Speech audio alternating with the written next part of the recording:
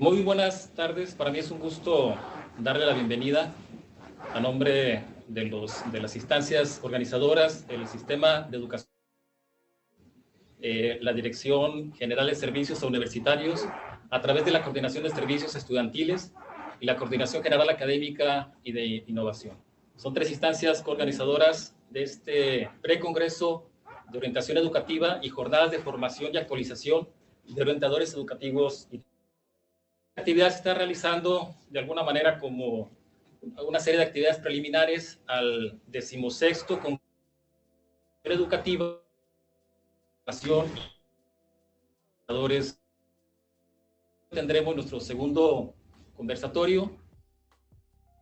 La más cordial bienvenida a todos los que nos están siguiendo por las redes sociales. Se está transmitiendo por los canales SEMS como de la Coordinación de Servicios Estudiantiles. Y pues muchas gracias a todo el equipo técnico del SEMS y también de los de comunicación social de nuestra universidad.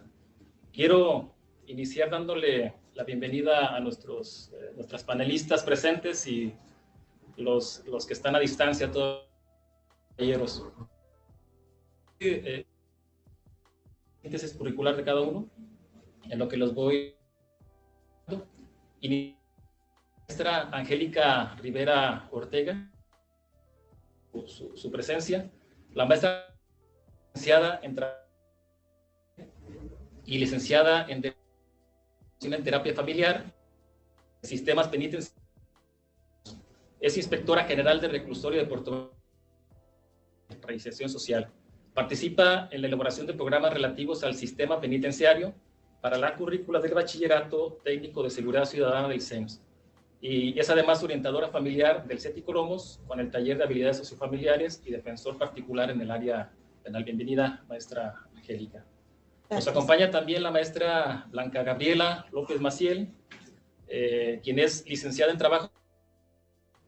Tiene 3 maestrías, una en educación de la sexualidad humana, otra en gerencia en servicios de salud y una más en terapia sexual y de pareja por el Instituto Kaplan.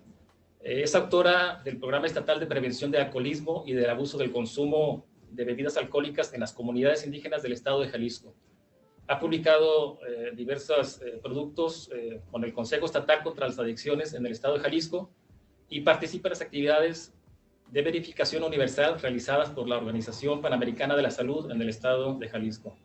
Además, ha participado en el diagnóstico de establecimientos especializados en adicciones con el SECAG y en el manual de lecturas para el capacitador de consejería en adicciones con CONADIC, el CICAD, de la Organización de Estados Americanos. Gracias por acompañarnos. Nos acompaña también la maestra Gloria Elizabeth Arronis Pulido, quien es licenciada en Psicología y Terapia Familiar Sistémica por la Universidad del Valle de Atemajac. Es además psicóloga clínica en el Centro de Atención Primaria en Adicciones de Tlaquepaque. Tiene experiencia en atención psicológica a pacientes adultos en fase terminal y a la familia en la Unidad de Cuidados Paliativos y Clínica del Dolor del Hospital Civil de Guadalajara. Y además tiene experiencia como tutora psicológica en la Clínica de Ansiedad, Depresión y Estrés del CADE. Gracias, Gloria, por acompañarnos. Nos va a acompañar, se va a añadir aquí al panel en unos minutos. Una disculpa de su parte, tuvo por ahí un percance. El maestro Nelson Ociel Saucedo. Lo voy a presentar de una vez para cuando se incorpore, ya que se sume a la dinámica del panel. El maestro Nelson es licenciado en Trabajo Social por la UDG, estudiante de maestría en Psicoterapia Ericksoniana y Terapia Breve Estratégica. Tiene varios diplomados. Entre los temas que ha cursado es medios alternos de solución de conflictos, prevención psicoterapéutica del abuso sexual infantil, atención especializada para las adicciones, así como hipnosis ericksoniana y terapia breve estratégica. Es coordinador de investigación e innovación estratégica de la Fundación México Me Necesita y en la misma fundación es coordinador clínico terapéutico para pacientes con trastornos de uso de sustancias. Es mentor de cultura organizacional para el desarrollo empresarial y creador de diversos programas de intervención psicosocial como es Focus y CREAS, así como co-creador del programa MEDCABA, Mente, Cuerpo y Espíritu, para la intervención psico con experiencia Está certificado por la Drug Advisory Program en el Plan Colombo de la Currícula Universal para el Tratamiento de Trastornos para el Uso de Sustancias. Y nos acompaña también de manera virtual el doctor Enrique López Ramírez, quien es licenciado en Sistemas Computacionales, maestro en Educación Superior por la Universidad Mesoamericana y tiene su doctorado aquí en nuestra universidad, doctorado en Educación. Actualmente es jefe de Departamento de Desarrollo Académico del Instituto Tecnológico de Pochutla. Tiene diversas publicaciones, entre las que se encuentra el artículo Factores de Riesgo y una propuesta de aportes de la paz, así como una reseña en una revista de la Universidad de Antioquia sobre Good Life, Hope for a Good Life. La bienvenida a nuestros 5 panelistas. Estamos de lujo el día de hoy con 5 expertos. También tenemos el reto de cuidar muy bien la cantidad de participaciones que tenemos. Y bueno, el tema en el que vamos a dialogar el día de hoy es habilidades para la vida frente a las adicciones en tiempos. El comité organizador propuso este panel con el objetivo de propiciar el análisis en este tema del consumo de sustancias adictivas y que nos ayuden a proponer, socializar herramientas para profesores, tutores, orientadores educativos que nos permitan enfrentar la sana problemática por demás que estamos enfrentando con nuestros estudiantes en preparatoria, a nivel licenciatura. El distingue clase social, no distingue a nivel educativo, no por acentos, no los que tienen mayor círculo social, incluso también no distingue edades, aunque en particular el periodo de adolescencia sabemos que es un periodo de particular vulnerabilidad, un periodo importante que es el que nos toca como profesores, que nos toca como universitarios acompañar a nuestros estudiantes, ¿no? Pero todo lo que sabemos, la etapa que está transitando de la niñez a la adultez, la etapa que está cambiando la lógica de mayor autonomía, y en ese ínter pues está buscando construir, definir, entender su identidad, está buscando ser aceptado, está buscando ser de alguna manera reconocido, tener pertenencia a ciertos círculos, ¿no? Mayor a los que no somos expertos, acudimos a los expertos, es que, pues, que nos puedan ayudar a los factores como fórmula desde afuera. Hay papeles en los círculos sociales, el socioeconómico, una serie de chavos como la misma separación de los padres, los traumas. Bueno, todo eso, además de identificarlos como factores de generación, pues también es importante ir pensando en cuál es el papel para generar, promover factores de protección y de atención a este tipo de cuestiones, ¿no? El rol de activos, que nos acompañan muchos de ellos a través de las redes sociales, el rol de los profesores, pues es muy importante y pues parte de este panel, la idea es que salgamos con elementos, con una discusión más rica de lo que enfrentamos, ¿no? Sabemos que el chavo, que el adolescente, pues nos necesita, en tanto él no acabe de madurar, en tanto no acabe de lograr sus equilibrios emocionales, de tomar sus decisiones, nuestra labor. Pues vamos a iniciar sin más con ya cederle a los expertos, y para lo cual les platico rápido. Vamos a partir de preguntas detonadoras, una pregunta, y cada 5 minutos para que desde expertise pueda abordar Si es necesario alguna réplica o discusión, lamentablemente por el tiempo va a ser como parte de se va a contabilizar como parte de su. Y bueno, después de 3 sesiones, al final abrimos una sesión de preguntas y respuestas, para lo cual le comentamos a los que nos están siguiendo por las redes que en cualquier momento pueden, a través del Facebook, ir subiendo sus preguntas. Aquí se van a ir organizando, se van a ir sistematizando con un equipo de apoyo para tratar de concretar unas 4 o 5 preguntas representativas de la totalidad de inquietudes del público para al final ponerlas a discusión de los expertos. Pues sin más, la primera ronda en torno al tema de la percepción que se tiene, ustedes como expertos del propio tema del consumo de las sustancias adictivas, con esto específico que estamos viviendo a causa del COVID. ¿Gustan que echen en las sesiones? Le damos la palabra a la maestra. Me gusta. Esta situación de la pandemia acerba toda la situación de consumo en las personas. A ver, que una persona de manera natural, si es ansiosa o tiende a hacer, por decirlo de alguna manera, a llevar al momento esa situación. Y eso pues es que no estaban teniendo una situación al consumo, estén aumentando las legales como son el alcohol, ¿verdad? Por todos, que todos lados, por todo el país. Y tiene mucho que ver, ha sido un recurso que actualmente usan para relajarse. ¿Y esto por qué? Por una asociación directa entre cuando consumo o bebo alcohol, pero tiene que ver con interpretación. Y esto es lo que aumenta en eso hablando tiene una relacionada al consumo. Mi percepción en cuanto a los consumidores, que son mis usuarios, que yo sigo atendiendo de manera remota, ellos, por ejemplo, siguen teniendo las mismas variables y las mismas situaciones asociadas al consumo. ¿Cuál es la diferencia?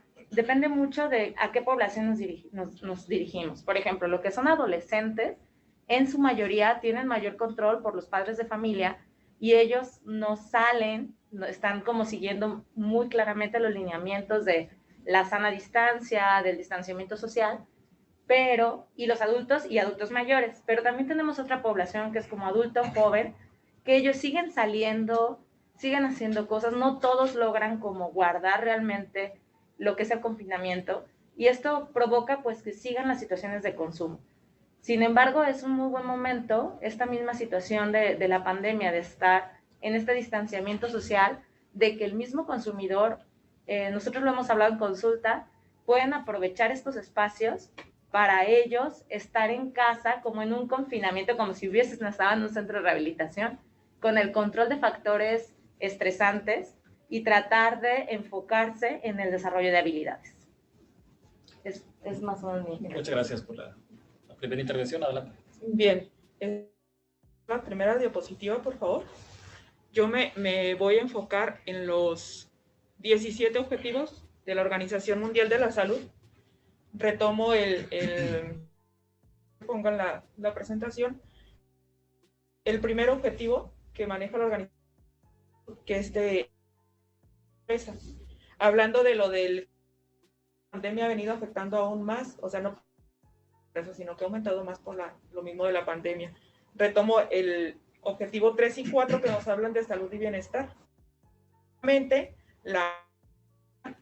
nos ha afectado de manera física y de manera mental. A los que ya les dio esta enfermedad, a los que no les ha dado la enfermedad, a los familiares de los que les ha dado la enfermedad, y aparte a las personas que están ansiosos porque no les da la enfermedad, pero corren el riesgo de...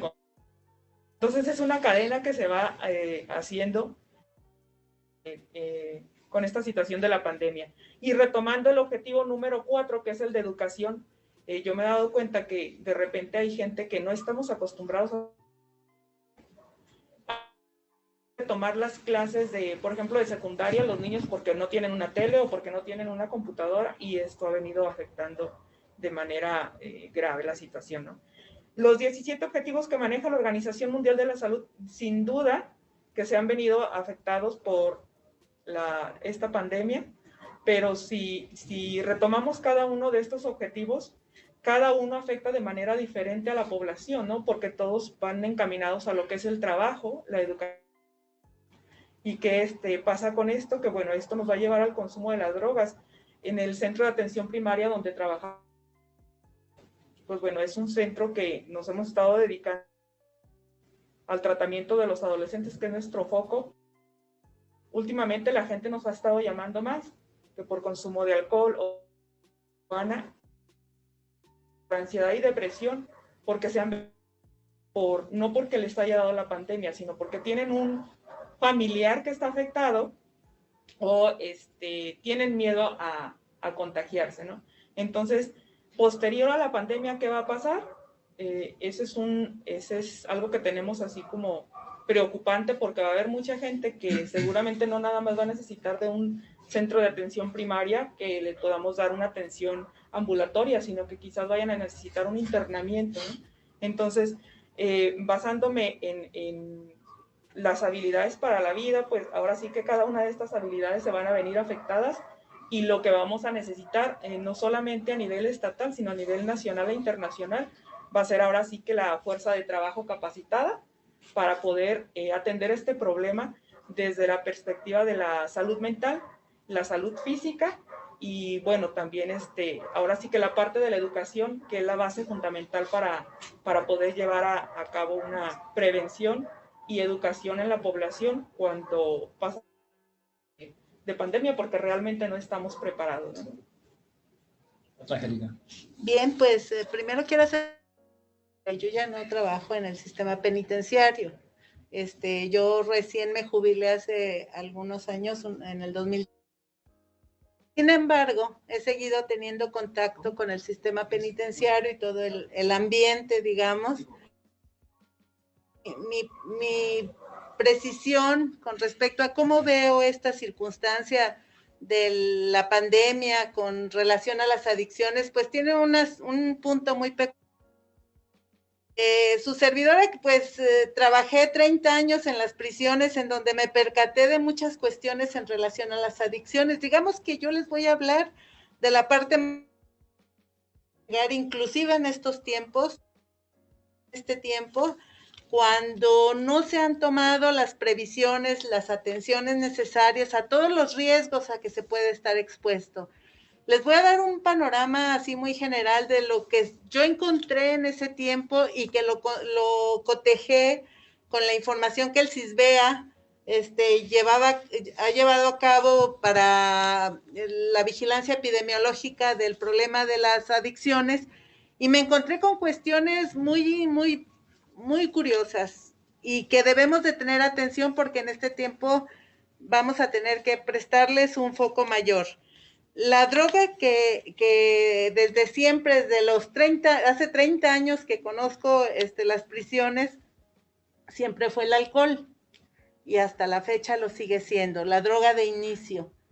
Pues en las prisiones se sigue esta tónica ahí, ha tenido esta historia de recurrir al alcohol. La mayor crisis se está haciendo en este momento es el cristal para las personas. Mayor impacto, de mayor afectación también, tanto afuera como adentro de las prisiones. Y el grueso del riesgo de estas sustancias, pues ya sabemos que es la adolescencia y los adultos jóvenes. Y la mayor parte de la población que se encuentra en prisiones es esta población.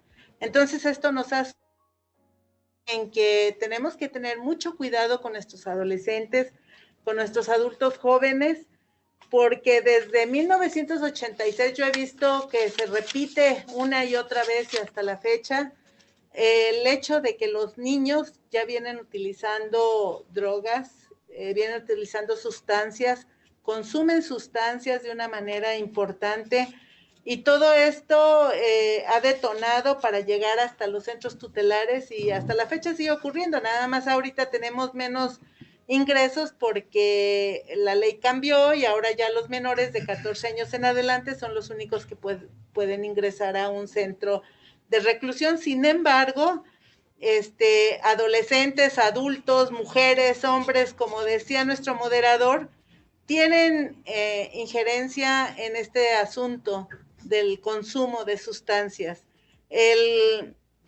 Inclusive algo que yo me he percatado en este tiempo con las personas que sigo teniendo contacto, en las charlas que he tenido vía telefónica, de alguna manera he seguido teniendo contacto con personas privadas de la libertad que les llevo algún tipo de defensa, o con personas que salieron en libertad y que consumieron drogas, y ante estas circunstancias se han visto en una crisis por el consumo. Decía ya la psicóloga que personas cumplen con las indicaciones, pero otras tantas no lo están haciendo. Otras tantas están viviendo una situación de aislamiento, otras tantas no estábamos preparados para vivir juntos en casas donde solamente se prevenía ya que fuéramos a dormir. Ahora tenemos que estar juntos más personas, o bien tenemos que estar solos más personas. También aquí yo anotaba en la diapositiva anterior que había un aumento del alcoholismo en pensionados. Hemos visto cómo se recurre a buscar la cerveza, a buscar el alcohol en las tiendas, y veo gente adulta y adulta mayor comprando alcohol. Y esto nos evidencia todos los riesgos que tenemos al frente, ¿no? Entonces, es importante poner atención a que hay una combinación muy difícil entre el confinamiento social y la cuestión de las drogas. Las sustancias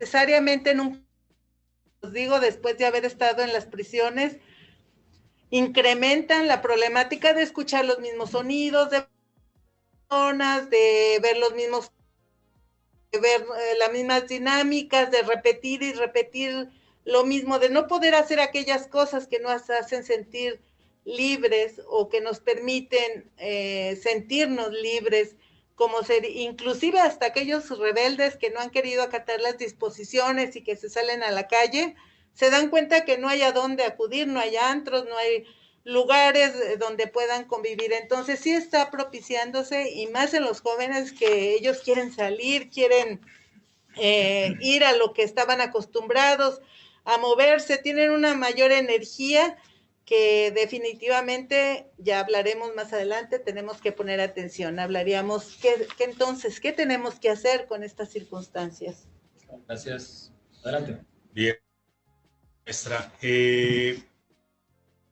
Antes que nada, una revisada de la humanidad y nos diéramos cuenta cómo siempre después de cada crisis o conflicto a nivel internacional o a nivel social, epidemias, enfermedades, guerras, tenemos en este mismo siglo pasado la Segunda Guerra Mundial, la posguerra, los cambios que se dieron en torno a la Gran Depresión, llamada también así, y todos los cambios estructurales y sociales a los que nos enfrentamos como humanidad, ¿sí? En todos los países, incluso los países de primer mundo.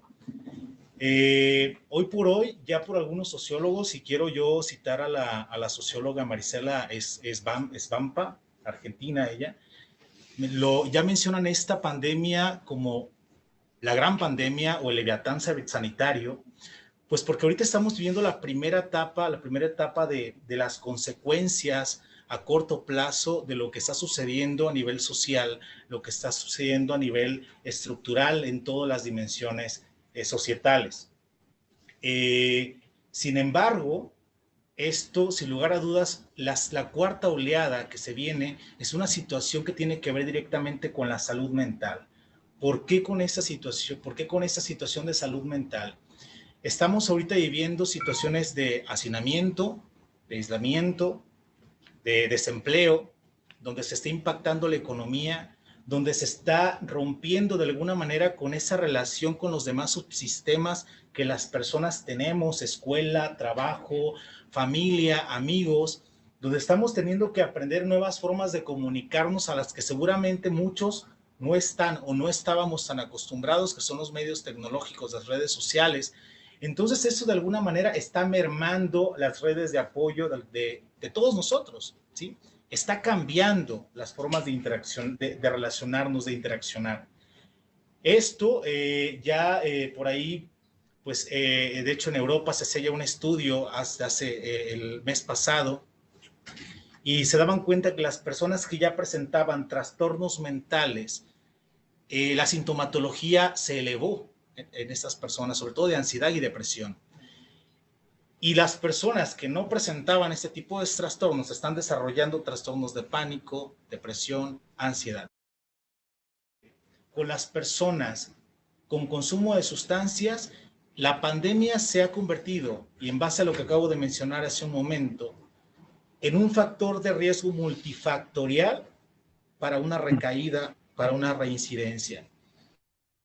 Dado estas circunstancias, están observando a esas circunstancias, a estas situaciones de crisis, a estos conflictos sociales, familiares, económicos, el nivel de estrés que nosotros acarreando desde la última crisis económica que hubo en el 2018, en el cual hubo un aumento importantísimo de la tasa de suicidios, que esa es parte de la cuarta oleada que se viene, pues estamos viviendo ante una sociedad que vive bajo altos niveles de estrés. De hecho, se sabe sabemos todos los que trabajamos en salud mental que las enfermedades de los próximos 5 años van a estar totalmente relacionadas al estrés social, a la depresión, ¿sí? Entonces, ¿qué creo que es importante que tomemos en cuenta en esta parte de propuesta de la pandemia? Pues es necesario primero tomar en cuenta que después de cada conflicto, de cada crisis, hay una oportunidad para la sociedad para reinventarnos, para reestructurar los sistemas sociales, para reestructurar la política, para reestructurar la academia, nuevamente para regresar, yo creo, al civismo, regresar a los sistemas de valores desde las escuelas. En 1993 la OMS propuso habilidades para la vida como parte de la formación básica en las escuelas en todo el mundo. Después se dieron cuenta que no solamente beneficiaba a ciertos sectores de la población, sino que también beneficiaba la salud mental, el bienestar y desarrollo humano individual y social de la persona. Entonces, han seguido proponiendo desde 1993 que las habilidades para la vida se incluyan en los programas educativos, se incluyan principalmente en los programas de preescolar, primaria, secundaria, como asignaturas básicas para todos nosotros, desde una perspectiva de formación. Entonces creo yo que es una oportunidad necesaria, es una oportunidad y es necesario tener una visión, una imaginación sociológica de lo que está ocurriendo, como todo sistema social a través de la historia, todos los imperios más grandes, los sistemas económicos más estructurados, todos han llegado a un punto de crisis y de quiebre. Siempre, por más funcionales que fueron, todos están destinados al colapso en un momento porque necesita reestructurarse. Entonces, creo yo que por ahí podemos ir como empezando, y creo que esta parte, el tema de las adicciones y la salud mental, tiene que formar parte de uno de los temas y títulos que tienen que tocarse en todas las estructuras y las nuevas políticas públicas en el país y en el mundo. Muchas gracias. Le damos la palabra al doctor Enrique, que está conectado vía remota. Adelante, doctor. Muchas gracias. Muy buenas tardes. Bien, el problema más serio del consumo de drogas en esta pandemia, lo que puedo percibir es la comorbilidad que tiene con otros padecimientos de salud mental, o como se le denomina, la patología dual, que si bien es cierto en México ha sido muy poco atendida en comparación con otros países que reportan índices de comorbilidad de las sustancias adictivas con otros trastornos mentales, y que muchos pacientes ya están siendo medicados y que en este confinamiento podrían estar viviendo algún tipo de padecimientos de ese tipo y posiblemente estén medicados y a lo mejor tranquilizados, que puedan llegar a tener con el confinamiento. Sin embargo, ¿qué sucede en México que ha sido muy poco estudiado, que ha sido muy poco reportado? Pues algunos de los consumidores de sustancias puede que estén normalmente depresión o algún tipo de padecimiento emocional y mental, que se han acostumbrado a vivir así, pero que tenían cierto tipo de actividades como su trabajo, la escuela, actividades sociales que permitía sobrellevar a lo mejor este tipo de patología dual o de depresión o angustia que pudieran llegar a tener. Ahora con el confinamiento pueden estar viviendo situaciones más intensas como depresión, anedonia, que sería la incapacidad de sentir placer por sí mismos sin recurrir a una sustancia, la apatía, la disforia, que serían los cambios repentinos y transitorios de su estado de ánimo, y esto genera o puede generar en los consumidores de sustancias en el confinamiento un sentido bidireccional, entre el sentirse mal emocionalmente por el confinamiento, por no estar viviendo las actividades sociales que comúnmente hacían antes del confinamiento y recurren al consumo de sustancias en la hipótesis de la automedicación de los adictos como efectivamente como una auto para sentirse mejor.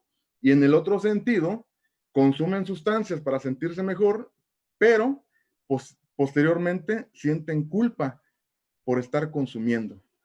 Bien, el problema es que veo es qué está sucediendo actualmente con estas personas. Hay muchos reportes en otros países sobre los índices de consumo, sobre las fuentes de ayuda que existen para que puedan recurrir los adictos a buscar ayuda o a un tratamiento, pero cuando busco en México, por ejemplo, hay muy pocos tratamientos en línea o comunidades virtuales que brindan el apoyo.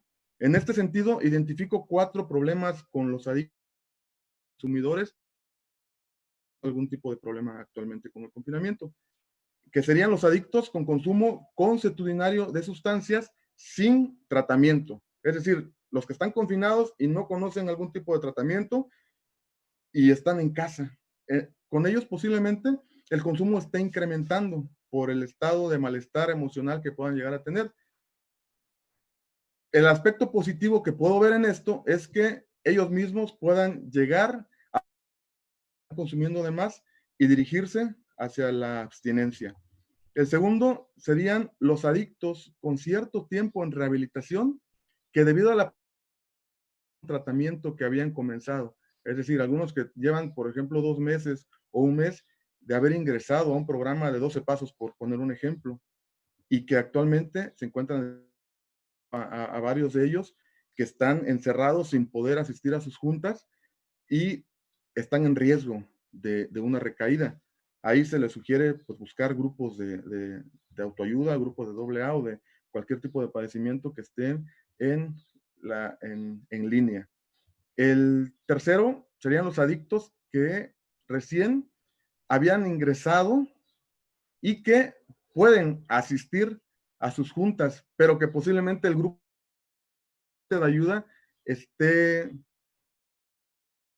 cierto tipo de crisis y que no esté apoyo social como normalmente debería estar sucediendo. Y el cuarto, los adictos que se encuentran consumiendo en las calles que no toman en cuenta los riesgos de la pandemia. Estos adictos, pues, en determinado momento pueden llegar a tener más problemas, pueden llegar a del contagio o pueden ser contagiados e incrementar el problema con los familiares. Entonces, yo veo en esta crisis oportunidades que más adelante se comentarán. Muchas gracias. Por el momento es parte de mi participación. Muchas gracias, doctor Enrique. A mí lo que me da mucho gusto es ver cómo se enriquece el panel. Creo que estamos escuchando perspectivas desde la psicología, desde la salud, desde la clínica, opiniones desde la sociología. Entonces creo que todo eso nos va dando una gran riqueza en la discusión. Yo por ahí rescaté algunas de las cuestiones que se fueron tocando, el tema de las poblaciones vulnerables. O sea, ya vemos los casos incluso de niños, de gente que está en prisión, los adultos mayores, o sea, que no solo un sector, ¿no? La relación del confinamiento con este tema de las drogas, que parece que vamos coincidiendo la mayoría de los que están aquí presentes, de que finalmente se va a convertir en un factor de riesgo y en un detonante. Y creo que de ahí la importancia de seguir discutiendo este tema. Pero al final lo que comentaban es también un área de pensar que todo esto, lo que se va discutiendo, nos va llevando a las sugerencias para los orientadores, a los profesores, para tener más herramientas para actuar frente al aula, ¿no? La siguiente lógica de discusión, la siguiente ronda, gira en torno al tema del concepto central de este congreso, que es el concepto de habilidad. Ya se empezó a meter por allí a la discusión, pero los invitaría a que cada quien desde su ámbito de expertise nos platiquen un poquito sobre el papel que juegan estas habilidades para la vida en el contexto de la pandemia y por de las sustancias adictivas. Igual, si gustan, seguimos la misma orden de intervenciones. Adelante. Gracias. Bueno, para mí el tema habilidades para la vida en este momento es crucial, es básico, ¿verdad? Justamente nos permite que las personas puedan identificar estrategias de cómo mejorar en esta situación del confinamiento. Yo puedo darles un ejemplo muy práctico con el trabajo que yo realizo de manera remota, pero también tengo compañeras que están de manera presencial y estamos tratando activas para los usuarios de sustancias, así como toda el área del sector salud sigue elaborando, nosotros también lo seguimos haciendo, con la intención justamente de poder dar contención y dar continuidad a estos procesos de tratamiento. Es muy importante porque también, como comentaba la licenciada Gaby hace rato, ¿verdad? Nos hacía ella mención de que hay personas que también están siendo atendidas por ansiedad y por estrés y por depresión dentro de nuestras instalaciones. ¿Por qué es esto? Porque esta situación que se ha disparado no sabemos cómo manejarla. Yo creo que tenemos que partir de la idea de que no lo sabemos todo, de que todos estamos aprendiendo, de que aunque la humanidad, como bien lo comentó Ciel, se ha enfrentado a estas situaciones y ha salido victoriosa de alguna manera, hemos aprendido, hemos encontrado recursos, es importante retomar el tema de habilidades, de cómo vamos a desarrollar, cómo vamos a implementar, porque hay personas que no tienen idea de qué les gusta, ¿verdad? Me he topado con eso cuando hablo con el adolescente y le digo, estoy tratando de ayudarle a encontrar estrategias en su aburrimiento, ¿verdad? ¿Qué te gustas? Vamos a ver, ¿qué en YouTube para que tomes clases, no sé, de lo que tú quieras, de baile, ¿qué pudiéramos hacer, ¿verdad? Para esto. Y la respuesta de muchos de ellos es, no sé, no ver con el autoconocimiento, que es una de las habilidades básicas. Entonces, por ejemplo, yo creo que más significativa empatía. Tenemos que ser mucho más profesionistas en el área y sobre todo también empezar a identificar nosotros en nuestra como personas, porque también nosotros tenemos situaciones de ansiedad, también estamos enfrentándonos día a temática, personas que, por ejemplo, estamos teniendo home office, hay otros que estrés, hay otras personas que están exponiéndose a en otro nivel de estrés. Entonces, cada quien está viviendo una situación de un confinamiento diferente. Casa, ¿verdad? Situación de calle. Hay otras personas que están teniendo hay diferentes contextos y a cada contexto identificar ustedes como qué podemos hacer para ayudar en el contexto de mi alumno en este momento a generar estrategias asociadas a las habilidades para la vida. A lo mejor tengo que ser más empático, más sensible, trabajar más mi comunicación asertiva, mediante la cual pueda ser más directivo y orientar de manera adecuada a los chicos que seguramente los maestros están atendiendo desde sus plataformas, también momentos para respuesta a este tipo de problemáticas. Bien, si me pones mi diapositiva, empiezo con la Organización Mundial de la Salud. Tiene, como ya lo decía el licenciado Ciel, desde 1993, que se han venido mencionando en cada una de las convenciones de salud y quedaron escritas desde la Carta de Ottawa y se siguen mencionando en las siguientes cartas que se han venido surgiendo de estas convenciones. Estas 10 habilidades para la vida son las mismas que dentro del Consejo Estatal contra las Adicciones las trabajamos en diferentes programas y de prevención, y no solamente la prevención, sino también la clínica, como ya lo decía mi compañera Gloria. Estas 10 habilidades para la vida, para las personas que se dedican a la educación, para los asesores, para los docentes y para los que estamos en salud, primeramente tenemos que reforzarlas en nosotros, porque esta pandemia ahora sí que en más de una de estas habilidades nos ha estado afectando, entonces las reforzamos en nosotros para posteriormente llevarlas a cabo con la población estudiantil, con las personas que estamos atendiendo en la clínica, con las personas que atendemos en las comunidades en lo que es la prevención. Pero para cada una de estas habilidades para la vida se requiere que nos estemos capacitando para poderlas decirle a la gente cómo la va a llevar a la práctica. No solamente decirle, tienes que tener autoconocimiento y es conocerte a ti mismo, sino decirle cómo se puede conocer a sí mismo, ¿no? Entonces, partiendo desde esta premisa, en cada una de estas habilidades para la vida se tendría que hacer, ahora sí que un programa de un taller específico de cada una de las habilidades, porque cada una tiene sus propias características que debemos enseñar a la población. Esas son las primeras 10 habilidades para la vida que yo retomaría. Y en la siguiente diapositiva retomo lo que ahora se les dice habilidades del siglo XXI, ¿sí? Y estas habilidades del siglo XXI o educación para el siglo XXI vienen 4 de lo que se dice las 4 Cs, ¿sí? Que se refuerzan nuevamente retomando también las habilidades de que maneja la Organización Mundial para la Salud.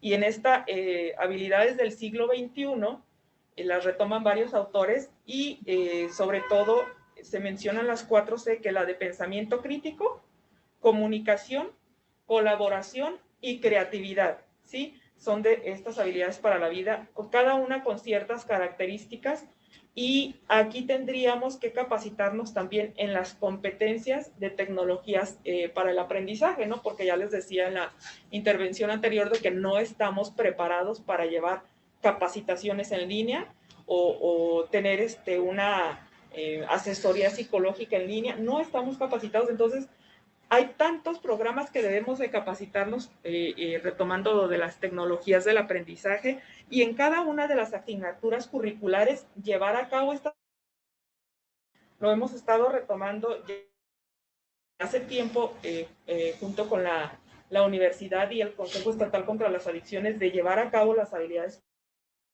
para prevenir el consumo de sustancias dentro de las currículas, dentro de las asignaturas que se llevan en cada una de las universidades, o de hecho hasta desde, ¿no? Hacer evaluaciones constantes para ver si estas realmente se están teniendo éxito en la forma en cómo se están aplicando, y si no, volver a retomarlo y ver, mejorar o aplicar en diferentes ámbitos escolares estas habilidades. Muchas gracias, maestra Angélica. Sí, gracias. Pues yo quiero decirles que así como no hay individuos, tampoco hay familias sin problemas, no hay sociedades correctas que hayan hecho las cosas bien.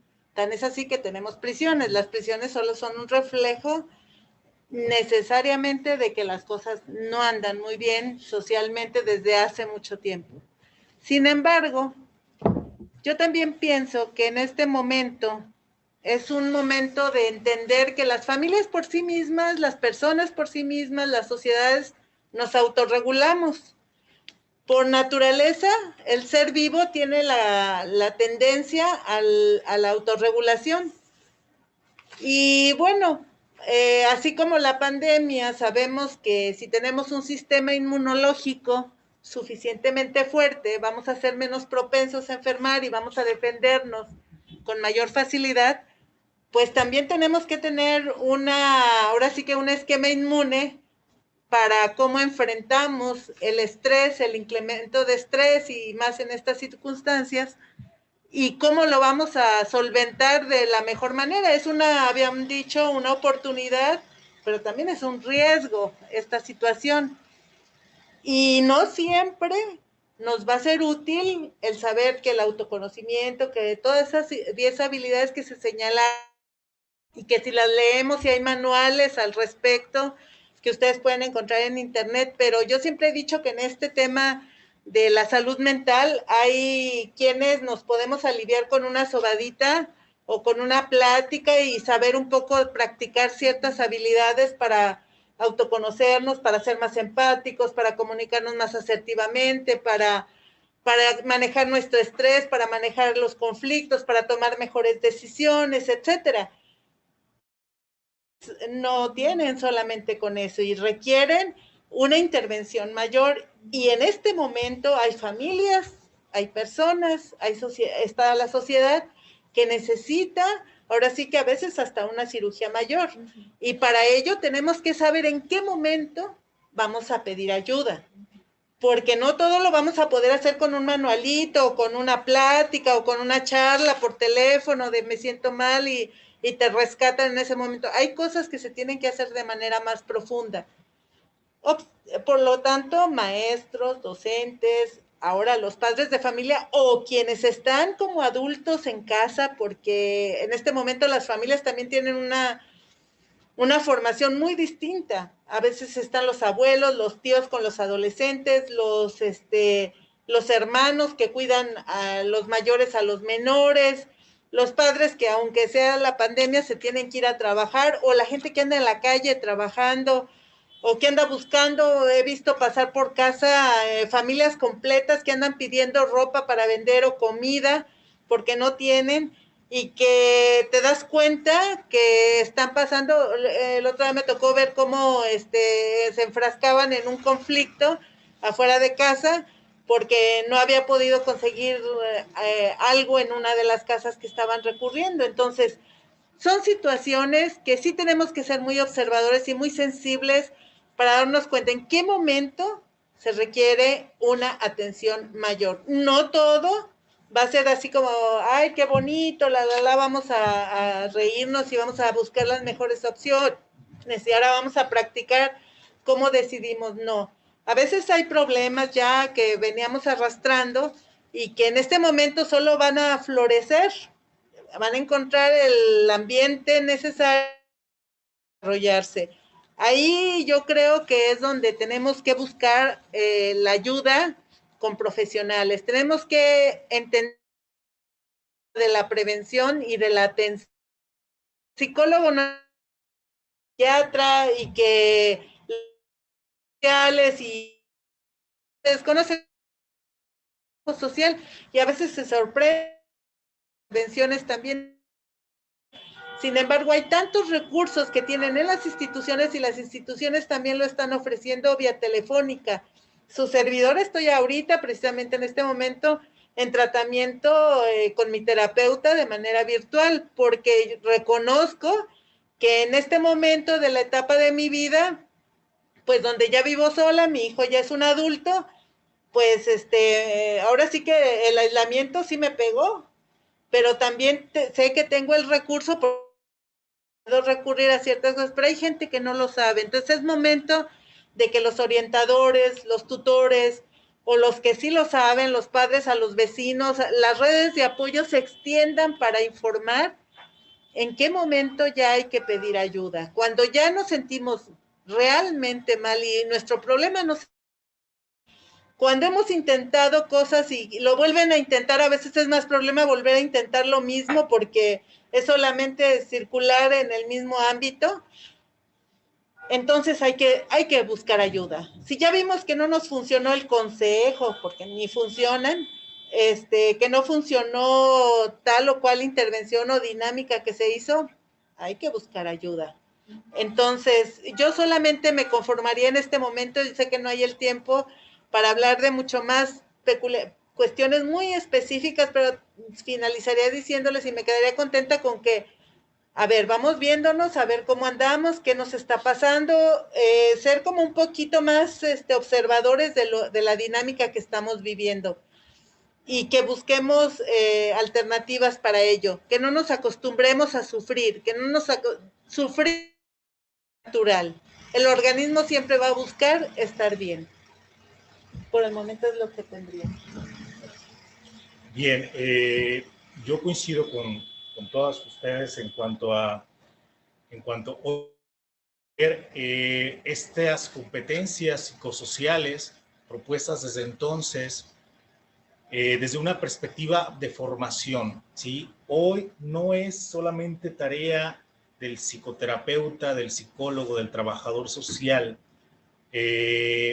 aprender y formarnos en dar estas habilidades para la vida, en cual sea de estas 10, a nuestros alumnos, a nuestros pacientes, a nuestros usuarios. Es momento de que todos los orientadores, todos los que nos dedicamos a intervenir y a influir en la vida de las personas, a apoyar la vida de las personas, sobre todo de niños, adolescentes y específicas vulnerables, porque bien es cierto que, y esa es la realidad es que después de esta primera etapa que estamos viviendo de la contingencia, los sectores más vulnerables de la población seguramente se harán aún más vulnerables, ¿sí?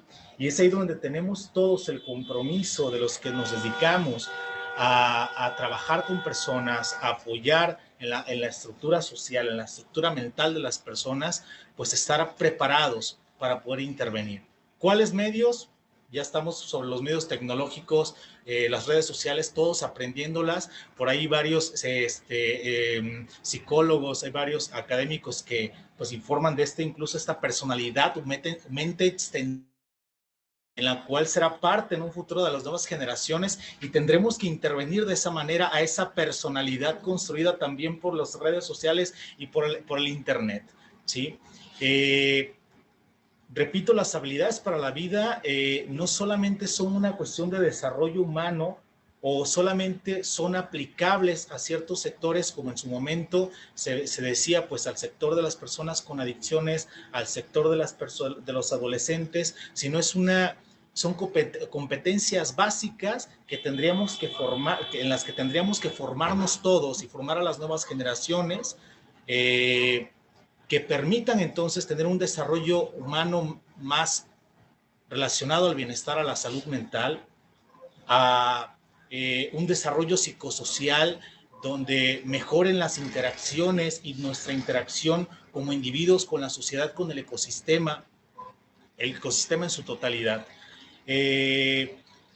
Lantieri en el año 2010 no solamente se da cuenta él que el uso de las habilidades para la vida eran un recurso que tenía que utilizarse en las etapas tempranas, sino incluso que eran competencias que generaban recursos internos en aquellas personas que habían tenido experiencias adversas a lo largo de su vida, abuso sexual, etcétera, etcétera, negligencia por parte de sus padres, abandono. Se dio cuenta que al aplicar estos programas y al hacer intervenciones de acompañamiento tan básicas como de la maestra Gloria, de ayudarle, apoyarle al niño, al adolescente a encontrarle un sentido a su vida, realizar un proyecto de vida. Y yo agregaría una competencia más, una habilidad más, que es la comunicación no violenta, que es específicamente propuesta por Rosenberg, quien tenga oportunidad de leerlo. La comunicación no violenta, que va más allá, que incluye la empatía, incluye el autoconocimiento, incluye esta cuestión del pensamiento crítico, analítico. Decía él, las habilidades para la vida bien aplicadas, con un buen acompañamiento del asesor, del educador, del orientador, del psicólogo, del terapeuta, del trabajador social, siempre va a incurrir incluso en resignificar la historicidad de la persona y las experiencias adversas que haya podido tener a lo largo de su vida. Entonces, hoy por hoy, En el tema de consumo de sustancias, las habilidades para la vida, tendríamos nosotros que cortar a la medida cuáles son esas habilidades para la vida, ese tópico específico que necesita la persona para generarse más recursos internos, ¿sí? Para generarse una oportunidad, una posibilidad ante la situación de la contingencia para estar mejor, para estar bien, para mantenerse en la salud mental. Gracias. Adelante, doctor Enrique.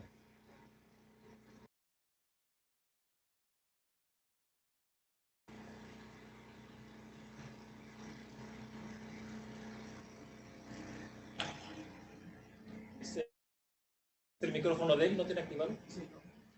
Enrique, ¿nos escuchas? Tu micrófono parece que no está activado. Bien, gracias. Bien, muy amable, gracias. Considero que definitivamente los adictos a las sustancias son personas que no desarrollaron suficientes habilidades para afrontar la vida, por lo que han recurrido a las sustancias por el cúmulo de factores de riesgo presentes. Como comentaba hace un rato, las sustancias adictivas han sido parte de su automedicación para encontrar un alivio a su sufrimiento, por lo menos temporal. No obstante, algunos adictos han encontrado en el trabajo o en la socialización un mecanismo de alivio que esté controlando quizá ese sufrimiento y por consecuencia el consumo. Ahora bien, en cuanto al contexto de la pandemia, cualquiera que no haya desarrollado habilidades para la vida antes de este confinamiento puede estar experimentando sentimientos muy disparados, justo como cualquier experiencia nueva negativa en la vida de cualquier persona. Aquí entraría el enfoque de la resiliencia, que es la línea de investigación que me encuentro trabajando, que sería la capacidad de afrontar la adversidad y salir fortalecidos.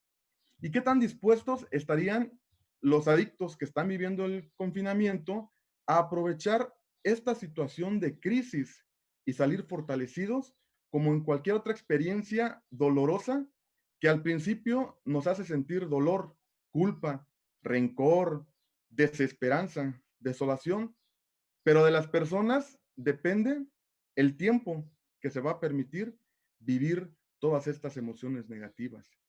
Puede seguir sintiéndose víctima durante meses o bien puede surgir de ella una energía, un despertar o un tocar fondo que los oriente hacia adelante o un rebote, como el concepto de la resiliencia, hacia algo mejor.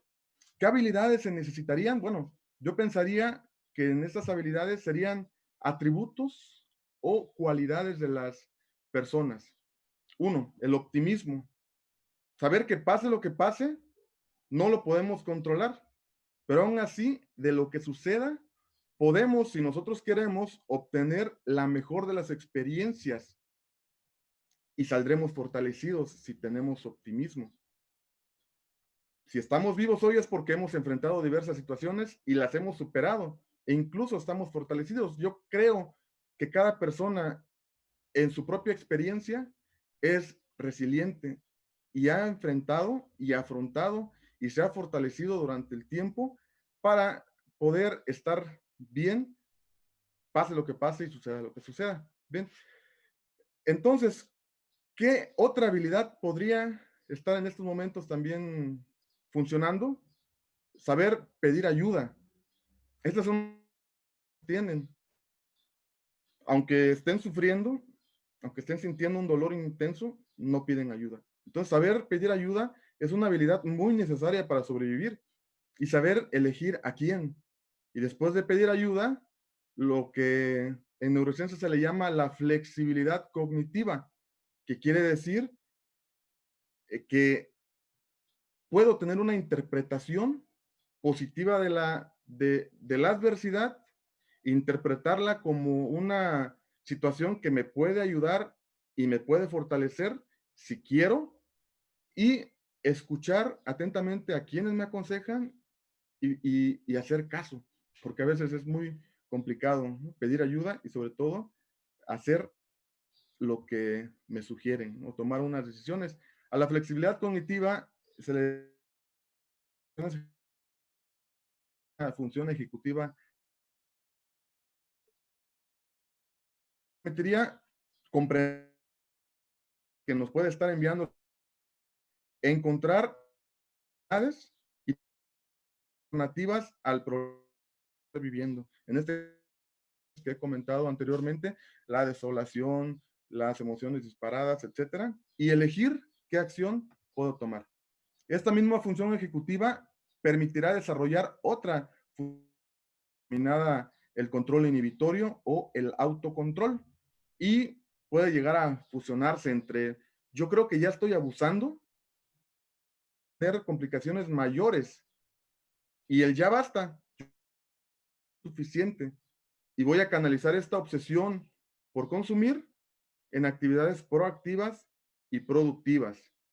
¿Cuáles? Bueno, aquí entraría otra característica, otra habilidad para la vida denominada GRIT, que propuesto por la doctora Angela Duckworth, que es la pasión por el cumplimiento de objetivos a largo plazo, que es una de las características de los consumidores en general, o de los adictos a las apuestas, a la comida, a los celulares, como los videojuegos, etcétera, es que no tienen la cualidad de concretar las cosas que inician. Y posteriormente viene la frustración, viene la depresión, vienen los sentimientos negativos por no poder cumplir nuestras metas. Por eso el GRIT considero que es muy importante y significa no dejar las cosas a medias. Aunque sintamos baja tolerancia a la frustración, aunque sintamos frustración, lo sugerido es vencer la frustración, intentar, y lo que sugiero siempre es comenzar con metas a corto plazo y mejorar nuestro sentido de competencia. El concepto de nosotros mismos en cuanto a la pasión por lograr lo que nos proponemos, aunque sea en una pequeña proporción, después irá incrementando gradualmente, y así iremos encontrando lo que en logoterapia se conoce como el sentido por la vida. Posteriormente, se pueden ir trazando a mediano conforme vayamos de ciertas competencias. El detalle está en que en ocasiones no contamos con las habilidades y el entrenamiento necesario para cumplir una meta a corto plazo, y nos trazamos metas muy grandes. Es decir, en un solo acto queremos solucionar nuestra vida sin el mayor esfuerzo o con el mínimo esfuerzo. A la mitad del camino nos frustramos y nos deprimimos por no cumplir esa meta. Entonces, lo que hay que fortalecer también es el GRIT, que se apasionen por el cumplimiento de metas a largo plazo, y de esta manera van a mejorar su autoconcepto, van a mejorar su bienestar y van a encontrar cierta felicidad porque están siendo personas creativas. Bien, estas son las habilidades que yo considero. Gracias.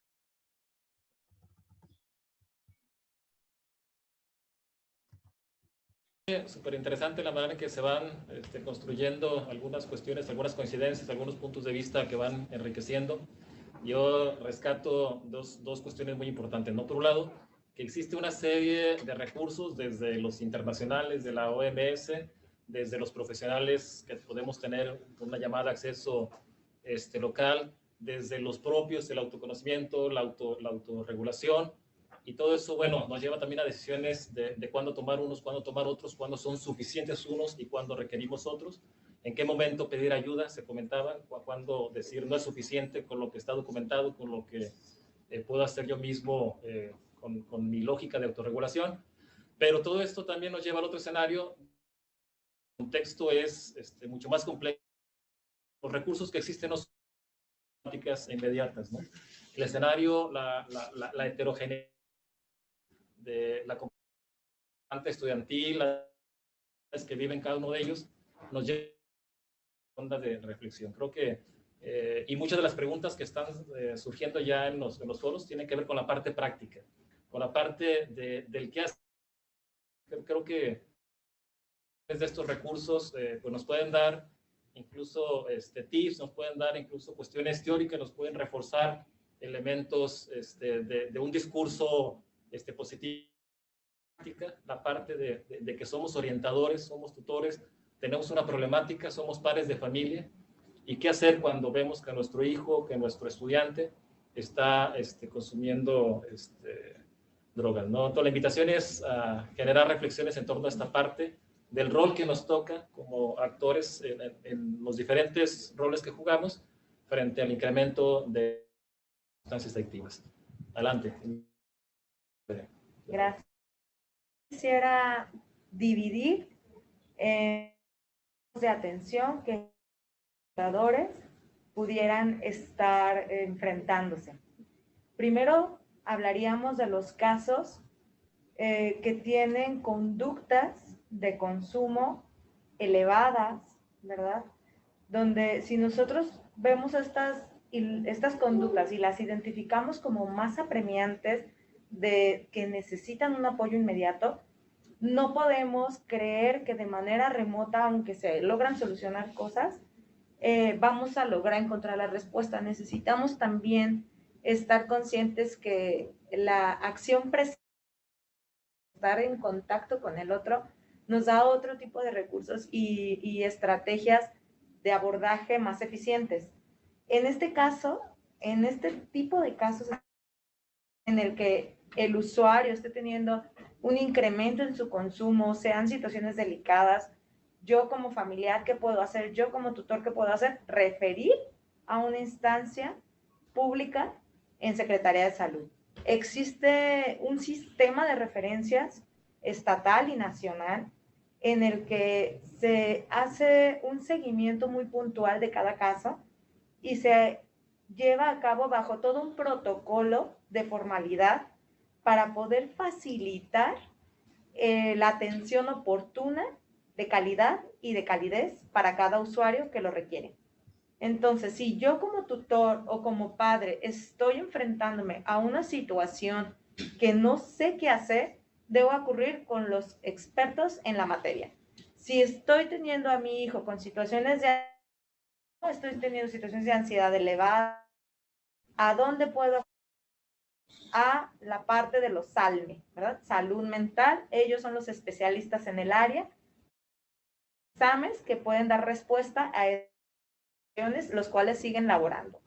Si yo tengo un problema con mi hijo o con mi alumno asociado al consumo de sustancias, ¿qué puedo hacer? Acudir al Consejo Estatal contra las Adicciones en Jalisco, en el estado, pero específicamente en cada municipio de atención primaria en adicciones.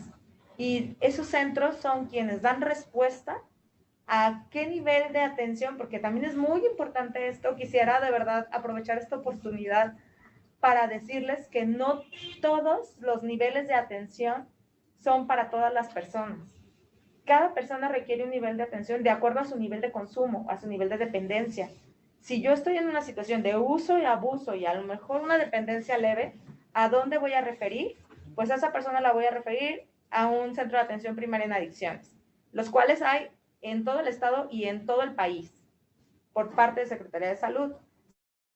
Una situación con mi familiar, con mi hijo, con mi alumno, de dependencia leve, moderada, media, incluso severa, ¿a dónde puedo acudir? A centros de integración juvenil, son quienes dan respuesta porque tienen ellos el apoyo psiquiátrico como acompañamiento. Si yo estoy ante una situación en la que mi hijo o mi alumno ya sobrepasó los límites, se vuelve un poco violento, no puede dejar de consumir, el consumo se vuelve parte de sus necesidades esenciales de vida, ¿qué es lo que se requiere en ese momento? Una modalidad de internamiento residencial. Y existe una lista de lugares certificados por parte del Consejo Estatal contra las Adicciones a las que se pueden acercar para que ustedes puedan encontrar la alternativa más adecuada de acuerdo a sus propias necesidades. Eso ante las situaciones apremiantes. Ahora, ¿qué podemos hacer con los que tenemos que no están en esta situación de alto riesgo? Bueno, pues aquí es la parte, yo creo que más rica, porque también tiene que ver con nosotros, ¿verdad? Yo les puedo hablar de mi experiencia. A mí lo que me ha funcionado en este momento primero es organizarme, tener claro qué actividades voy a tener durante el día. Tomemos en cuenta las necesidades básicas de Maslow, ¿no? Esta pirámide en la que nos habla de estas necesidades básicas, si hablando del contexto de la persona no tiene resueltas estas primeras necesidades básicas, pues difícilmente va a tener oportunidad de pensar en qué actividad creativa o qué puedo aprender diferente, ¿verdad? porque está situado en sus propias necesidades, o si sus necesidades de seguridad básica no están resueltas, me siento vulnerable, me siento en riesgo, pues van a ser situaciones detonadoras de estrés. Entonces, ¿qué podemos hacer en ese caso? Pues utilizar mindfulness, que es una nueva técnica que se está abriendo de meditación, de relajación, buscar técnicas de manejo de ansiedad como la relajación progresiva o respiraciones, ¿verdad? Que nos ayuden con esta contención de la emoción, apoyarnos del humor, buscar, yo estoy conociendo a la India Yuridia, creo que se llama así, ¿verdad? En redes sociales, me estoy apoyando de esta. El amor es importante, buscar alternativas que nos mejor estado de ánimo. Niños pequeños o tenemos niños que pueden alternativas. Los niños pequeños no saben qué hacer con su tiempo libre, no saben cómo administrarlo, no tienen ni idea. Entonces, al papá, al tutor, al acompañante, ayudarle a generar estas estrategias de acompañamiento. ¿Cómo podemos hacerlo? Ejercicios, ¿verdad? ¿Qué te gusta para clase? Un horario para actividades, una actividad para recreación. Y nosotros como adultos, ¿en qué podemos apoyar? En este momento en las redes sociales, que son la tecnología, ¿verdad? Ahora tenemos plataformas que nos permiten, como en este momento, en un contacto, escucharnos, sentirnos de alguna manera. Creo que esta es la parte más importante que podemos nosotros como trabajar en el desarrollo de estas habilidades, bajándolas como recursos de manera muy prácticos, como bien comentó el maestro Ciel, cortados a la medida, ¿verdad? Bueno, docentes, padres de familia o profesionales que somos, si buscamos en internet vamos a encontrar infinidad que hablan sobre habilidades.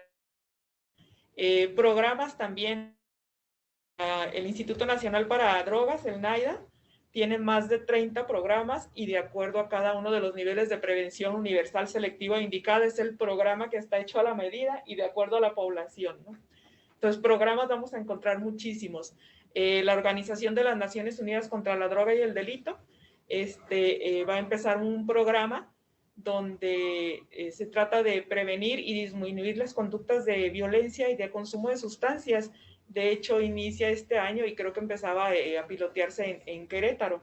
En el Consejo Estatal contra las Adicciones en Jalisco tenemos programas también que son desde la edad preescolar hasta la edad de los adolescentes, de hasta 17 años, y en una de las diapositivas por ahí tengo la información donde pueden llamar para solicitar este tipo de programas a nivel estatal. Pero no solamente eso, ahora sí que para evitar llegar a los niveles que conoce la maestra Angélica, es importante empezar desde la edad preescolar a capacitar a los niños, a decirles cuáles son las habilidades para la vida, entrenarlos para las habilidades para la vida.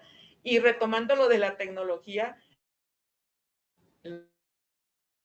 era Gloria que me manda unos videos de una página que yo ni conocía, manejan toda la acción. Y yo en mi vida había pensado en dedicarme a la yoga y cosas así. Empiezo a hasta dónde o qué tan perdida estaba yo que no conocía tantos recursos que nos da la tecnología, y ahora me ha dado por hasta aprender a respirar, porque de repente no ponía atención en la respiración. Esa me ha ayudado, ¿no? Aprendes a respirar y como que la mente se te abre y te entran más conocimientos, ¿no? Entonces, ¿yo qué sugeriría? Primero, ver cómo estoy, qué tan capaz soy yo de entrenar a una persona en algún, no digo que en todas porque no somos expertos en todo, yo pueda capacitar o entrenar a otra persona. Puedo, pues me entreno, trabajo en mí para poder entrenar a otros, ¿no? Y acudir a los recursos que nos ofrecen las diferentes instituciones que ya mencionaba Gloria, porque sí, no es fácil entrenar a otros si yo no sé manejar alguna de mis habilidades, ¿no? O si yo no tengo una buena salud mental, ¿cómo voy a yo entrenar a otros? Eso por una parte. Y ahora sí que, como decía la maestra Angélica, hay diferentes niveles de atención. Si yo necesito una atención, busco quién me la pueda dar y acudo a donde me puedan enviar o me puedan referir, porque si bien es cierto, como ya lo decía uno de mis compañeros, el psiquiatra es no, es para la gente que realmente queremos sanar o queremos estar bien y pues retomar esos recursos, ¿no? Porque llegar a una prisión, yo creo demasiado extremo. Pasa, ¿no? O sea, pero después de que salen de prisión y que llegan por los centros de atención, la gente realmente ves que sí se quieren recuperar de un consumo de sustancias, o te das cuenta que a algunos definitivamente ni les interesa el tratamiento o para la vida como para poder enfrentarse a la sociedad, a la familia o a cualquier problemática que se les pueda presentar. Entonces, mi sugerencia es buscar las capacitaciones con las personas indicadas y ver cómo puedo yo reforzar con mis estudiantes estas habilidades para la vida. Bien. Pues yo creo que las instituciones educativas es fundamental, diría yo. Dentro de la experiencia de las prisiones, yo me encontraba que todas las personas, sin excepción, todas las personas que están en prisión, tuvieron su primera alerta fue haber tenido problemas a nivel. Es uno de los primeros síntomas más evidentes. Podemos notar que ya está ocurriendo algo importante. Entonces, las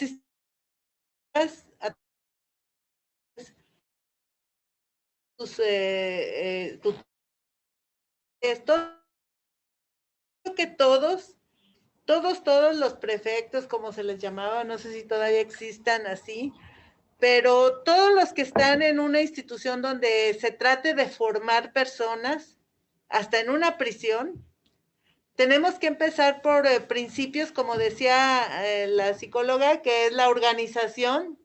El saber organizarnos implica muchas cuestiones muy fundamentales que tienen que ver con dos características que yo encontré en las personas que tenían consumo de sustancias y que estaban en una prisión. Primera, tenían un conflicto con la figura de autoridad y segunda, les costaba mucho trabajo el respeto a las reglas. Estas dos cuestiones son fundamentales y yo creo que podemos partir,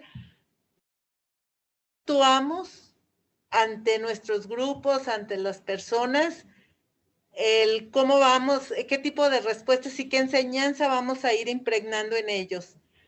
Yo creo que aquí vamos a encontrarnos escenarios de la pandemia y después de la pandemia, porque vamos a tener secuelas necesariamente de todo esto que los maestros van a enfrentar al momento que se regrese a las aulas y de manera presencial van a poder encontrarse vamos a poder vivir otra cuestión, que esa va a ser otra historia que yo creo que se tendrá que platicar. Pero, ¿qué podemos hacer de manera práctica? Primero, ser organizados como maestros, respetar reglas, enseñar, como decía Gaby, la maestra Gaby, pregonar con el ejemplo y como se ha dicho todo el tiempo, ser primeros ejemplos de lo que pretendemos lograr. Si queremos que los demás se organicen, que respeten reglas, que respeten a la autoridad, pues tenemos como entre nosotros, como adultos, mostrar que sabemos respetarnos como tales, que respetamos las reglas que la autoridad gubernamental nos está diciendo que hagamos con respecto al cubreboca o a cualquier otra circunstancia que se ordene. Porque si se está ordenando por la autoridad, es la primera forma que estamos manifestando a nuestros más cercanos de que se deben de cumplir o no lo que la autoridad dice.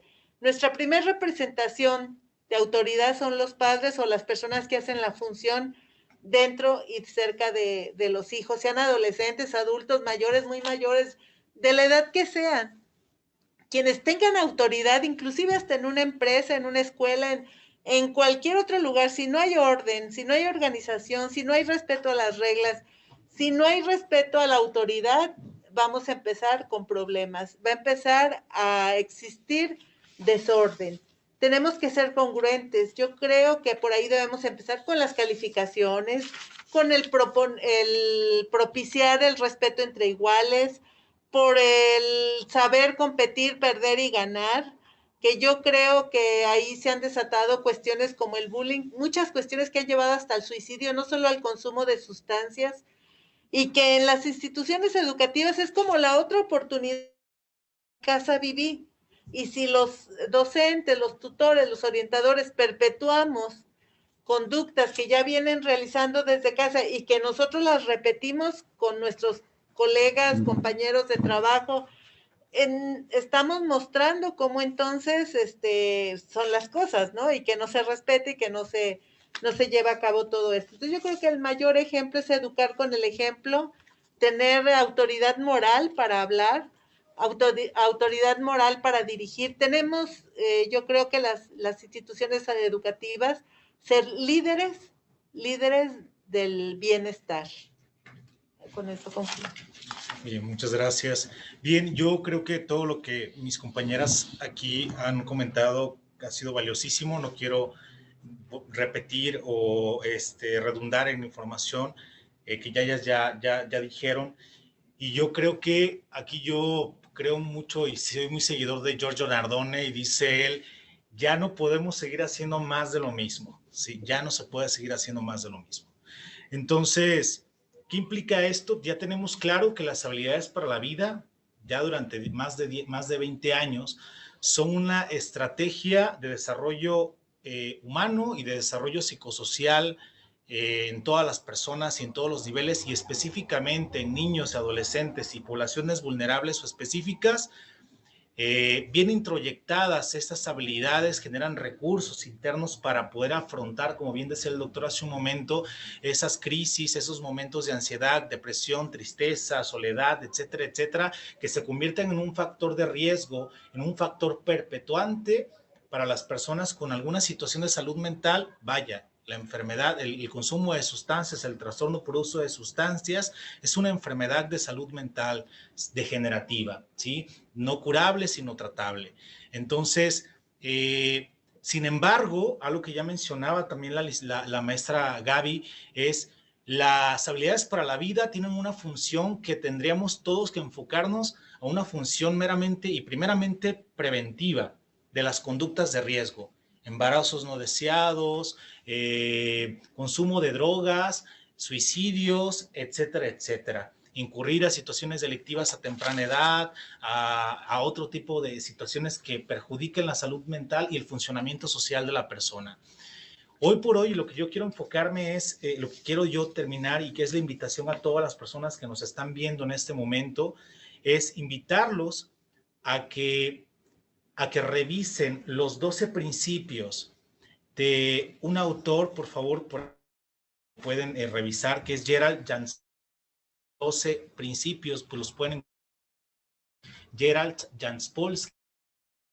Esos 12 principios podrían incluso ahorita dando todos por videoconferencia y demás, es siempre iniciar tu orientación o uno de esos principios. También invitarlos a que revisen que revisemos una de las conferencias, de los convenios que se realizaron en torno a habilidades para la vida, que es el informe Delors de la educación encierra un tesoro de la UNESCO. También es importante, los invito a revisarlo también. Y por ahí algunos autores básicos de habilidades para la vida, se los voy a decir. Esos autores, uno de ellos es Emma Sue Prince, Jeans Collins y Gabrielo Angelino. Son autores que podrían revisar, que podrían ayudarles en estos momentos que estamos ya teniendo situaciones, que estamos experimentando. Seguramente no se han conectado, que están incurriendo. Y esto es, como decía la maestra Gloria, por una situación de necesidades que seguramente no estamos conociendo en torno a sus espacios familiares, a sus dinámicas familiares, a sus situaciones, a este aislamiento que existe.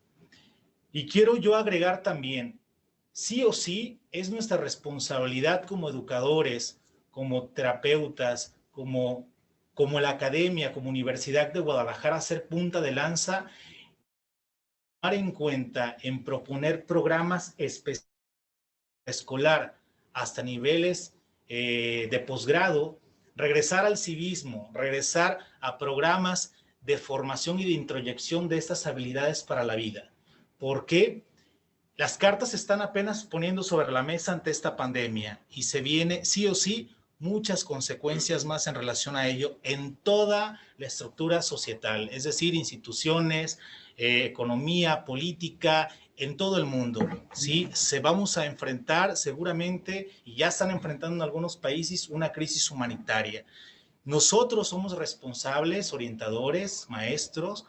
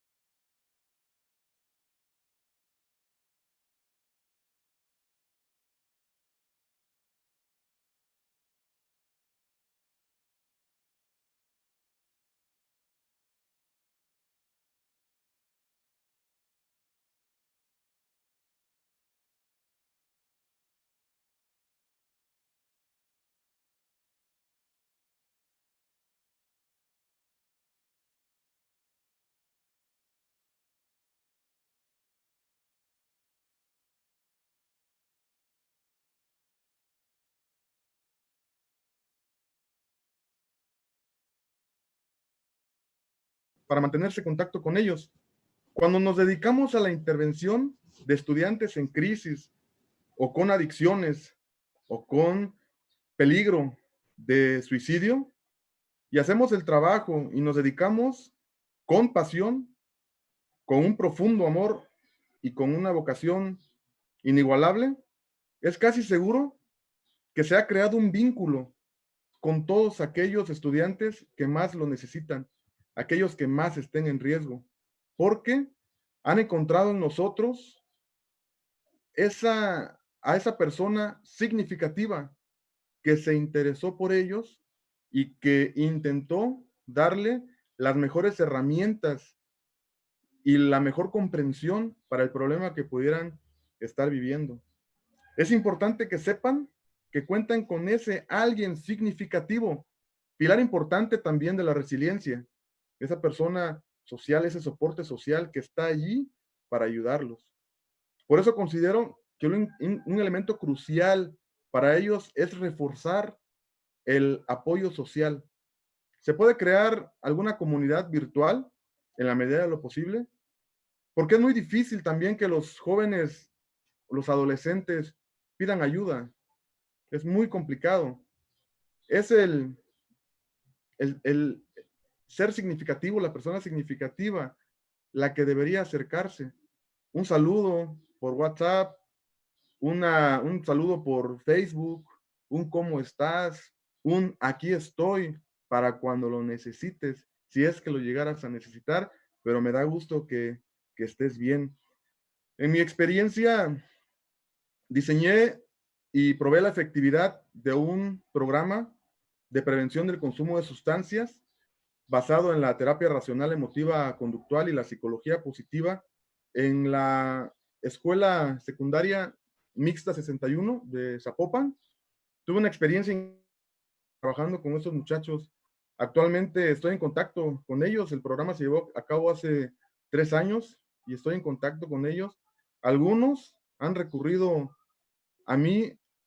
Tengo una experiencia en donde me llegó un mensaje a la 1 de la mañana con un estudiante en crisis y con ganas de suicidarse, ¿no? Y en ese momento, sentirse la persona significativa es crucial. Es gracias por acudir a mí, porque con mucho gusto y con mucha pasión te puedo ayudar, te puedo escuchar, porque tu vida es importante para todas las personas y para mí también. Entonces, esa fue una experiencia personal, profesional, académica muy importante. He querido replicar este programa en otras escuelas. Lo ha impedido muchas cuestiones burocráticas. Creo que es un programa, como muchos programas, como hay ciertos programas muy funcionales en otros países, creo que para mí sería muy importante replicarlo. Ahora bien, en cuanto a los familiares, de acuerdo a mi experiencia con el trabajo con adictos, podría decir que primero, no se debe criminalizar el consumo.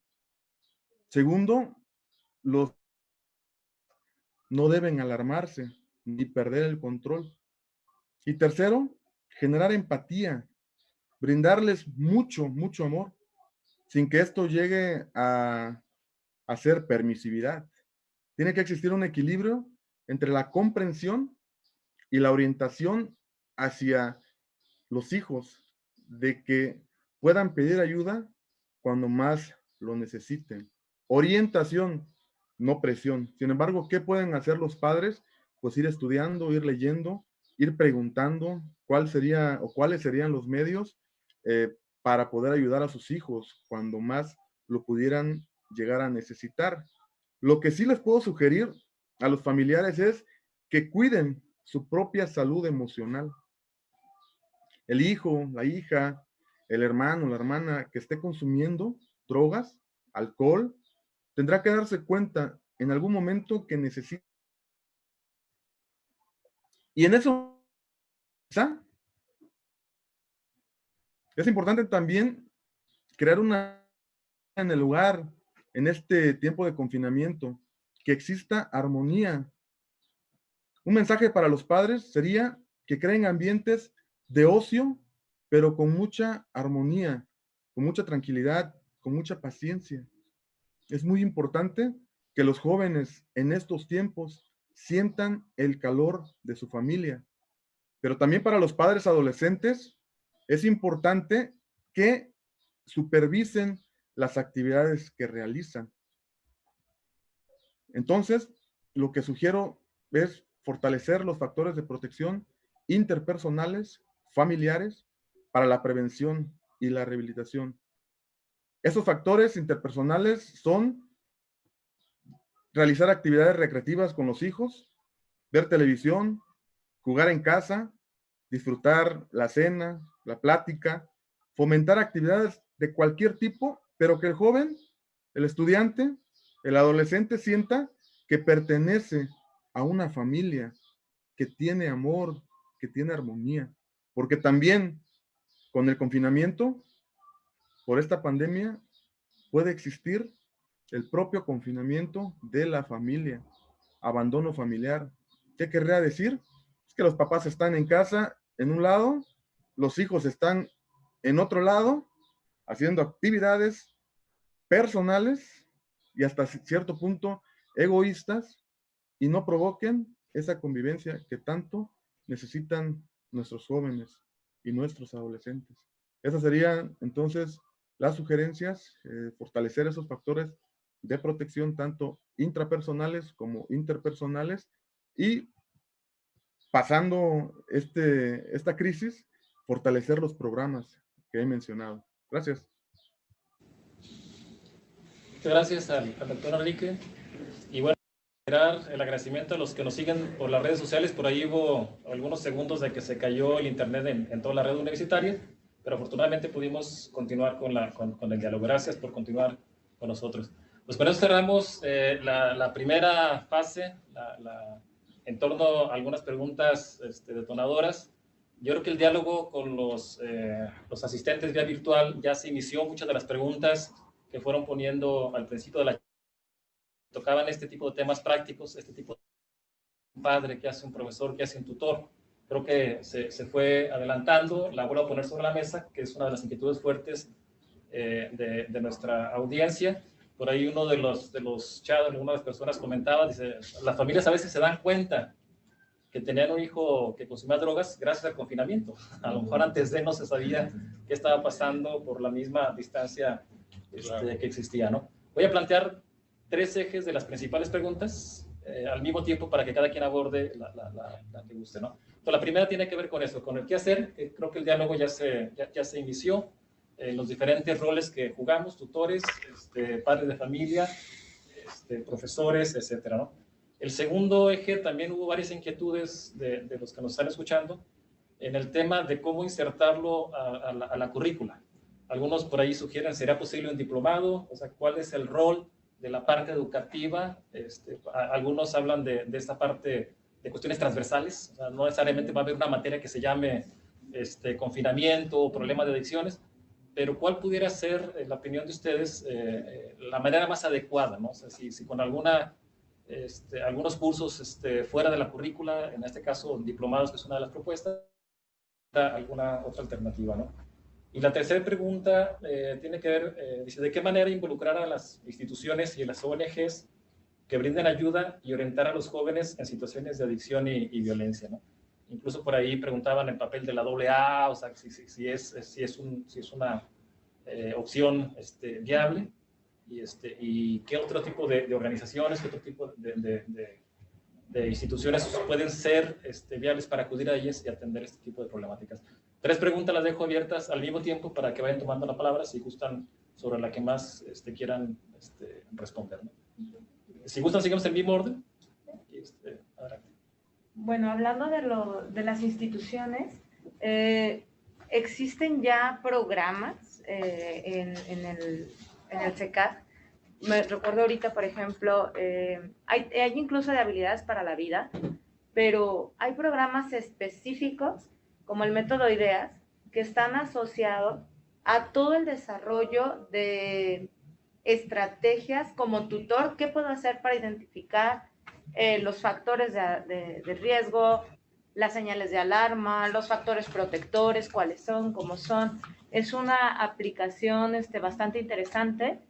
¿Cómo podemos acceder a ellos? Pues acudiendo, les voy a invitar a que investiguen un poquito en la página del CECAD cuál es el centro de atención primaria que les queda más cercano para que puedan comenzar a solicitar o hacer uso. Muchos de ustedes seguramente conocen nuestro trabajo porque hemos intervenido ya en varias escuelas, prepas de UDG, entonces seguramente ya saben de lo que les estoy hablando. ¿A qué los invitaría? A tomar conciencia de tomarnos en serio este tipo de estrategias para poder focalizar la atención a los lugares adecuados. Respecto a los grupos de 12 pasos o de AA, yo les invitaría primero que profundidad a los que aplican la estrategia, porque es sabido por muchos que no todos aplican la metodología como debería de ser, de manera cuidadosa y respetuosa, y esta parte es básica y fundamental, por lo que yo sugeriría que primero conozcan la institución para poder estar seguros que es viable para su plantel o para su, ahora sí que posibilidad educativa de aplicación. Primero tengan esta claridad de qué persona, porque tiene que ser un trabajo estrictamente profesional. Hay diferentes organizaciones que se dedican a dar solución. Está el CICAD, que es un directorio del DIF, por ejemplo, en el que habla también lo pueden ahí googlear y lo van a encontrar. Este directorio facilita también qué hacen cada institución y dónde se encuentra el número telefónico y cómo podemos aplicarlo dentro del plantel educativo. Muchas gracias. Bien, esta parte con la última diapositiva para retomar, Gloria. en los teléfonos de la línea de vida y el Centro de Orientación Telefónica del Consejo Estatal contra las Adicciones, donde también pueden orientarles para solicitar los programas de capacitación en prevención y tratamiento, pues lo que es el nivel de atención de los centros de atención primaria en adicciones. Y retomando también ya lo que decía Gloria de los 12 pasos bien aplicada la metodología son buenos, porque de hecho los 12 pasos es la base de muchos programas que son de tratamiento. Retomaría también algunas de las páginas, aparte de la estatal, que es del Consejo Estatal contra las Adicciones, donde pueden tener información, la del NAIDA, del Instituto Nacional de Drogas, la Organización de las Naciones Unidas contra la Droga y el Delito, el Instituto Jalisciense de Salud Mental, y bueno, ahora sí que los especialistas en atención al consumo de drogas, dentro de la página del SECAG, viene el directorio de los centros de atención primaria en adicciones, donde pueden llamar, solicitar una cita o solicitar intervención preventiva dentro de sus planteles educativos. Y pues bueno, en la última diapositiva que yo les tiene también uno de los programas que se manejan en el Consejo Estatal contra las Adicciones sobre habilidades para la vida, donde se trabaja con maestros, se trabaja con padres de familia, se trabaja con los niños y adolescentes, toda la comunidad estudiantil. Y que bueno, ya en algunas preparatorias de la Universidad de Guadalajara se han venido llevando a cabo, y a nivel secundaria también por parte del personal de los centros de atención primaria en adicciones.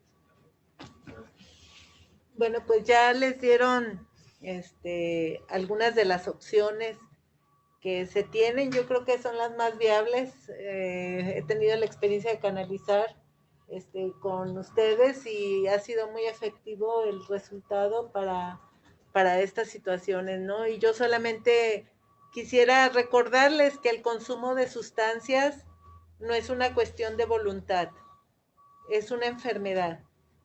Una enfermedad que se fue gestando y que ya afectó a toda la familia cuando ya se encuentra presente. Esa situación ya no se trata de ver quién es culpable de qué, sino que cuando existe ya una situación de consumo, todos, unos porque nos preocupamos, otros porque tenemos tareas que hacer junto con la persona que está presentando los síntomas de consumo, o a veces no son precisamente sustancias el problema, a veces ya se vienen detectando algún otro tipo de conducta adictiva, como el probar el alcohol, el cigarro. En la familia, pregúntense si no hay otra conducta adictiva, y que en los adultos, y que al rato no nos extrañe que los menores de edad repitan también esta circunstancia. Yo creo que es tiempo de reconsiderar este aislamiento social. Nos dio la oportunidad de considerar cómo andamos, de revisarnos y de tomar acciones. Ya se dieron hoy algunas de las opciones. Yo creo que lo peor es repetir lo que se ha hecho y que no funciona, o no hacer nada de plano. Creo que ya no hay pretexto, tenemos muchos medios, también hay que saber elegir a dónde vamos y qué información la hacemos propia, porque también es cierto que las redes han difundido muchas cuestiones que no son adecuadas, pero ahí están los adultos para ayudarles a los adolescentes a discriminar, y a discriminar con bases, no porque soy tu madre, o porque soy tu padre, o porque soy el adulto, sino a razonar sobre lo que está viviéndose en las redes, sobre lo que se está viviendo en esta pandemia, y sobre la tarea que nos toca a cada uno de los que estamos en esta sociedad. Muchas gracias. Bien, en torno al mismo eje, la realidad es que ahorita, ante la pandemia, pues el trabajo, la función de las instituciones se puede ver un poquito rebasado por la situación que estamos viviendo, ¿sí? Entonces, no sé si pueda dar un teléfono de intervención en crisis. Sí, ok. Voy a dar un teléfono de intervención en crisis que también ahí se les puede orientar en relación a cualquier situación relacionada a conductas de riesgo o cualquier tipo de crisis y específicamente de drogas es el siguiente. Es 33 23 49 74 88. Este está en función las 24 horas y una persona especialista en crisis les va a poder atender, orientar de acuerdo a las situaciones que puedan presentarse, y es de Fundación México Me Necesita, la cual se dedica a la prevención, tratamiento, innovación, investigación en torno a conductas de riesgo y tratamiento para adicciones. ¿Qué quiero también agregar junto a esto? Es necesario de verdad que, y vuelvo a repetir, revisen esos 12 principios de Gerald Jampolsky, que son muy sencillos de poder aplicar en casa, en familia, de poder llevarlos a la práctica y como orientadores, como familiar, con tu entorno familiar, como persona. Los invito a revisarlos y también a tomar mucha conciencia de que la realidad es que estamos iniciando las primeras etapas de esta pandemia, de esta crisis, de estas consecuencias en torno a. Entonces tenemos que prepararnos emocionalmente, mentalmente, formarnos, informarnos de la manera más adecuada, de las fuentes más adecuadas. Ya daban algunas instituciones, algunas páginas por acá, las compañeras, y evitar estarnos informando o aplazando e intervenir en situaciones que estamos observando ya en algunos miembros de nuestra familia. Decía la maestra Gloria, hay que acercarse al profesional, hay que llamar a las áreas donde hay personas capacitadas, profesionales capacitados para hacerlo. Si eres algún orientador, algún profesional, algún padre de familia, no dudes en llamar a alguno de estos teléfonos, en esas varias opciones, para recibir la información necesaria primeramente para poder tener accionar en aquello o aquella estrategia que necesites para apoyar a tu familiar o apoyarte a ti mismo. Enrique, ¿tienes algo que comentar? Gracias. Pues el CONADIC, perdón, tiene una lista, un directorio de centros de adicción reconocidos. Sugiero que se puede buscar ahí en la página de conadit.salud.gov.mx, el directorio.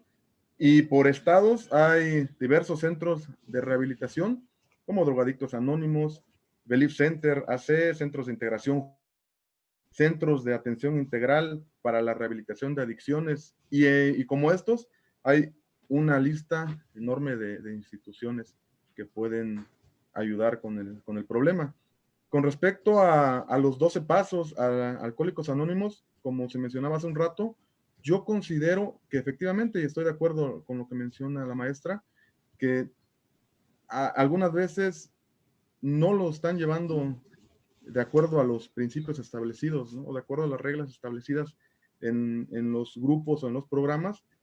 Lo que yo sugeriría es que los tutores, los orientadores educativos, en la mayor medida de sus posibilidades, acudir, porque es parte del trabajo, es parte de las funciones que tenemos que hacer en la escuela, orientar a los estudiantes que puedan estar teniendo algún problema de adicción y canalizarlos a alguna institución.